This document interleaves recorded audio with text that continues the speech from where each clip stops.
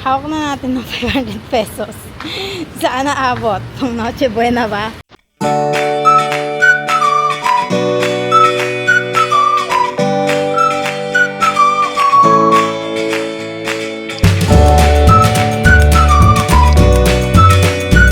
What's up everybody? This is Alex from Celesthetic Channel, and for today's vlog, ang gagawin nating vlog is magpa 500 Noche Buena challenge tayo.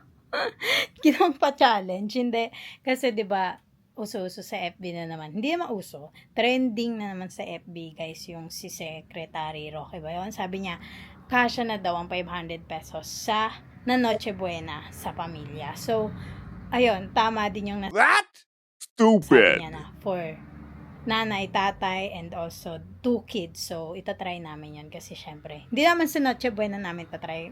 As, like, ngayon mismo kung okay ba. So, magbabudget kami ng 500 pesos and titignan natin kung ano yung pinakamagagawa natin sa 500 pesos. Kung kaya ba or titipirin natin. Sige ko, titipirin. So, ayun. Dahil madami na rin nag-i-spaghetti at tatry natin ay, ano ba tawag doon? Carbonara. So, tignan natin kung kaya ba ang 500 pesos. So, let's go, guys. So, ayun, guys. Naglalakad na kami. Papuntang Pure Gold. Kasama ko ang aking nanay.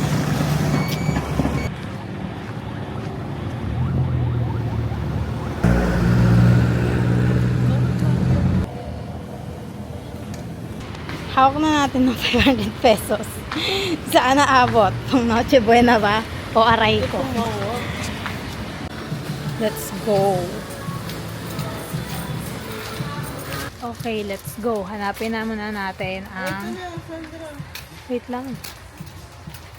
99 pala to yung kaninang hawak ko. So, hindi yan. Kasi mas mahal yan. Ayan daw, nire-request niya pang macaroni. Magkano to? 24 pesos. Di tayo sigurado, pero sana 24 talaga. Kung may nakita ko dito, 44 pesos lang siya. Ito na lang ang bibilin ko. 44 pesos. 40 pesos. Diba? 40 pesos. Ayun na ba yung pinakamura?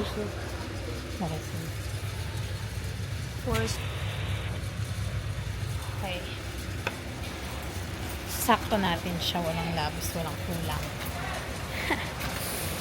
Pero sana kaya. 63 pesos. Pero sabi ni nanay, mahal daw to. Maghanap pa tayo ng mas mura pa. Ito na ata yung pinakamura, nay. Ito na yung pinakamura niya. Kunin na natin.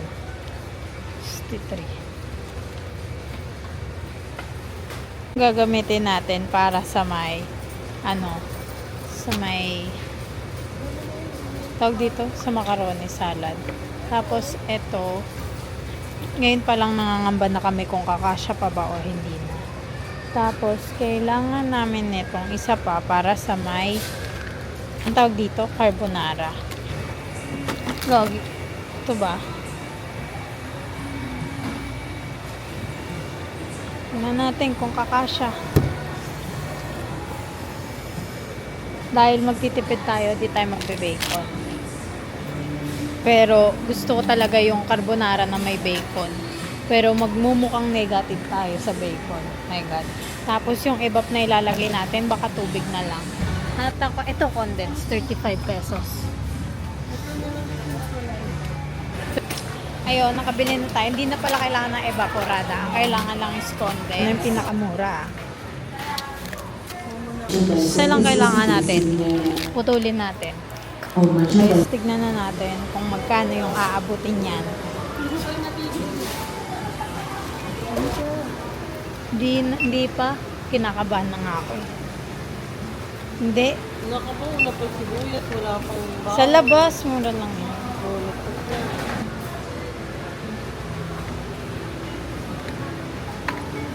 200 pesos. Ano yung sukli natin? Ang mahiwagang sukli. Ito yung wala. Mag-grocery na rin nanay ko.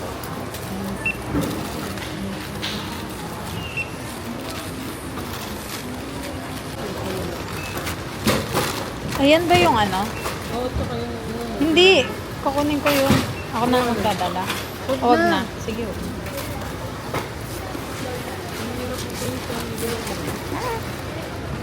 Aray ko. Chinelas. Ay, magtatapakos. So, ayan. Ayan. So, ayan guys. Meron pa tayong 20, 30, 40, 45. 45 pesos. Ano kaya mabibili na? Ala, baby oh.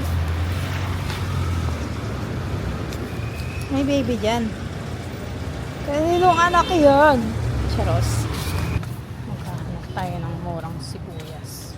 Yung pinakamaliit. Shit, hindi ito nga. Ayan. Isa lang po. Tsaka bawang. Magkano po yun? 8. Ito po. 8 lang pala eh. Meron po kayong mushroom? Yung dry po. Hindi po. Yung, tawag doon? Yung jolly mushroom. Malaki po. Ay, malaki lang. Wala yung nasa pack. Yung maliit lang po.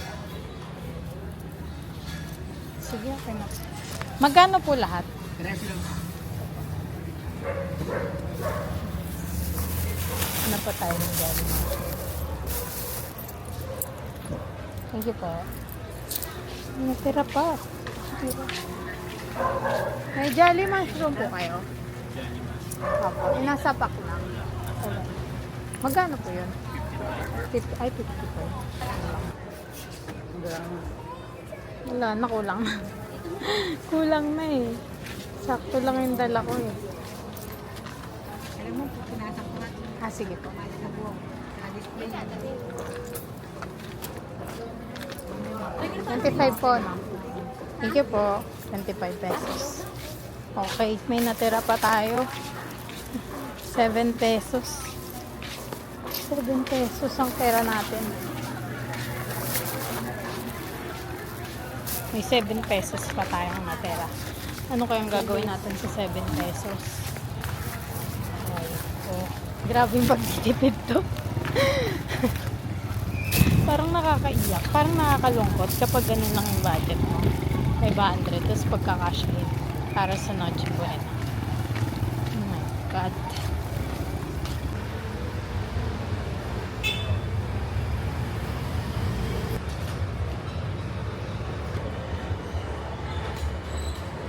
So, ayun guys, nandito na tayo sa bahay at pumili na natin lahat ng kailangan. Huwag natin punitin. Ito, sibuyas, tsaka bawang. Ay, 4 cubes pa pala, no? Dito kami bumili sa sarap pa. Hello, huwag na yun. Hello. Magic sarap pa pala. Ang mga napamili natin ay ito, bawang, sibuyas, ito, mushroom, jelly mushroom, cheese, carbonara sauce, mayonnaise para sa ating macaroni, all-purpose cream, itong spaghetti, condensed fruit salad, fruit cocktail para sa ating macaroni salad. Itong all-purpose cream para sa ating macaroni salad na maliit. Macaroni, syempre, para sa ating macaroni salad. Kasi ham, para sa ating carbonara. So, ito na ang ating mga napamili na 500 pesos.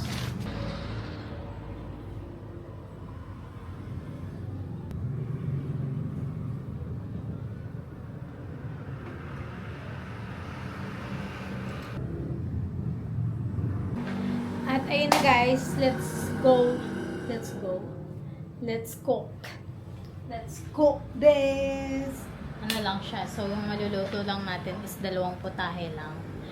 So, ayun guys, katulong ko ang aking tatay. Siya ang gagawa ng macaroni. At ako ang gagawa ng carbonara with his help. Ang sabi ni tatay, Kung gagawin na daw ba namin yan. Sabi ko, oo. Sabi niya, ano daw lulutuin namin sa Pasko? Sabi ko, wala na. Kasi niluto na natin. So, ito. Meron may iba-ibang kulay yung Humirit pa. Gusto may iba-iba. Charot. Ito Ito muna. lang yung ano mo? Oo. Para dito, para Oo, dyan. Kasi ito para dito. Ano kaya? Oo, tama. Dito to. Ang cute niya. Weh. Kulang. Parang hindi ko malalatahan. Aww. Yun yung sabi ni tatay, hindi daw nakakalasa yan pag ganyan. Actually, ayan na yung pinakamura sa lahat. Para makabili pa kami nito, tsaka nito. Kung inabot 500 yan lahat. Sakto, walang labis, walang kulang. Uy, may piso kong utang. Ayaw magpalugit. Piso na lang. Wala, natakbo. Macaroni. Parang ang dami, no? Ayan na ang ating carbonara. Excited! Sige na, salita ka Oh, na. gagawa naman ako ng macaroni salad. Let's go! Ay, Toro, yung taas ng energy. Tignan natin. Tignan natin.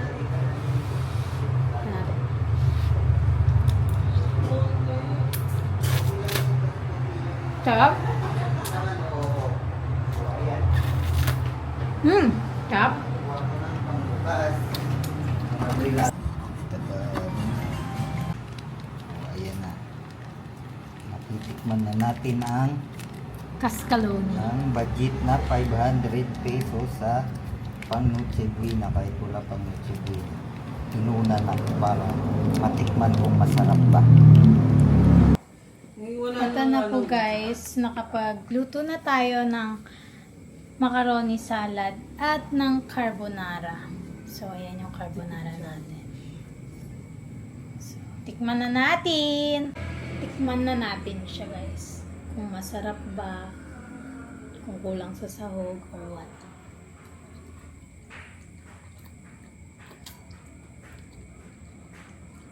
Guys, wala na sa Pasko. Ubus na. Hindi na umabot ng Pasko yung Noche Buena ng 500. Ayan lang ilang piraso. Kainan na para sa hapunan. Walang kanin.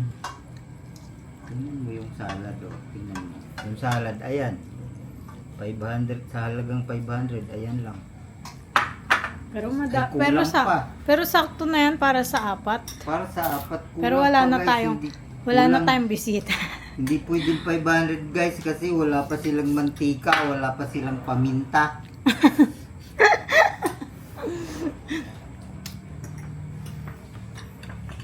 Tapos, wala Walang tayong soft drinks, tubig. Naku, Diyos ko po.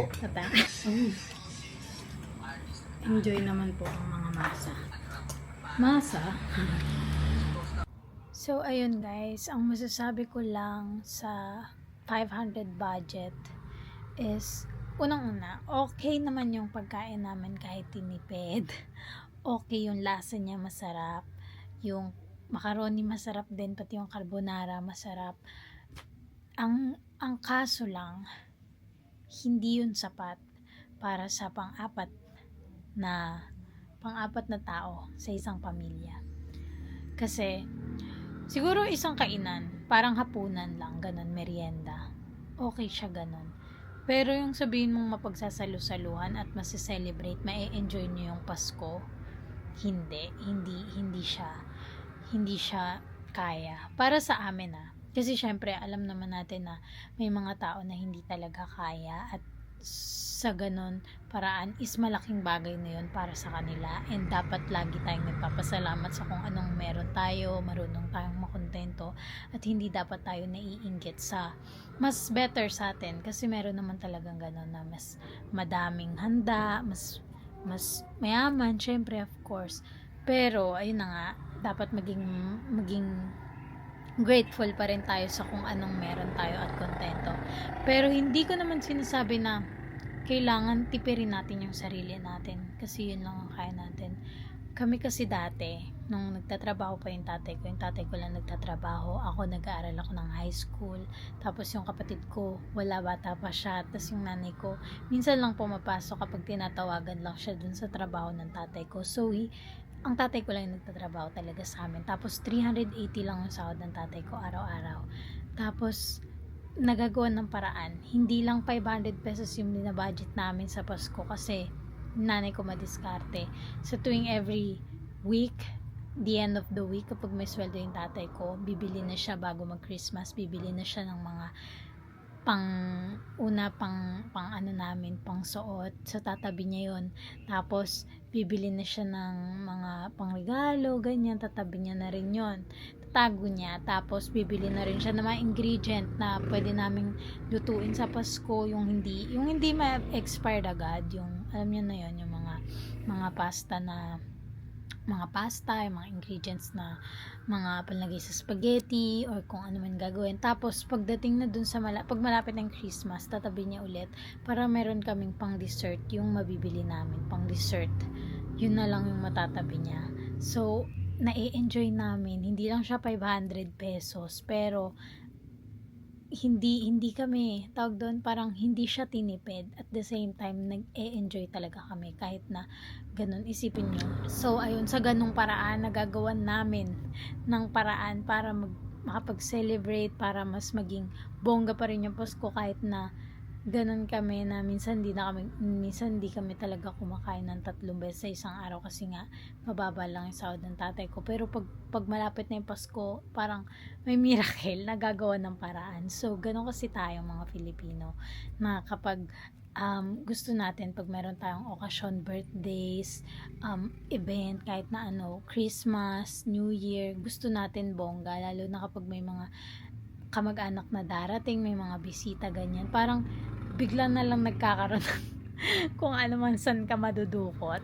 Yung ganon. Kasi madiskarte tayo. At alam natin na hindi sasapat ang 500 lang. Sa kung sino man nagsabi, I'm not sure, pero sabi nila Secretary Cristina Roque, ayun, hindi sapat po ang 500. Pero kung ano man yung meron, kung hindi talaga kaya, maging grateful tayo. Kung hindi talaga kaya, kung wala talagang budget, marunong tayong makontento.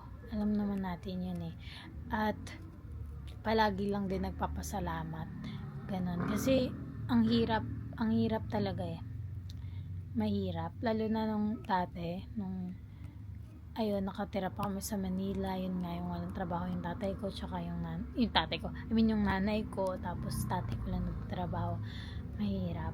Hindi naman ko sinasabi na ngayon may kaya kami, hindi naman. Ngayon kasi parang nakakakain kami ng 3 beses sa isang araw, nakakain kami ng masarap minsan, tapos na nakakaalis-alis kami, nakakagala, ganun. Tapos talagang hindi na nagbabanat ng buto tatay ko. Pero syempre naman nagwo-work pa din kami, tapos may ginagawa pa rin yung mga ganito ganyan.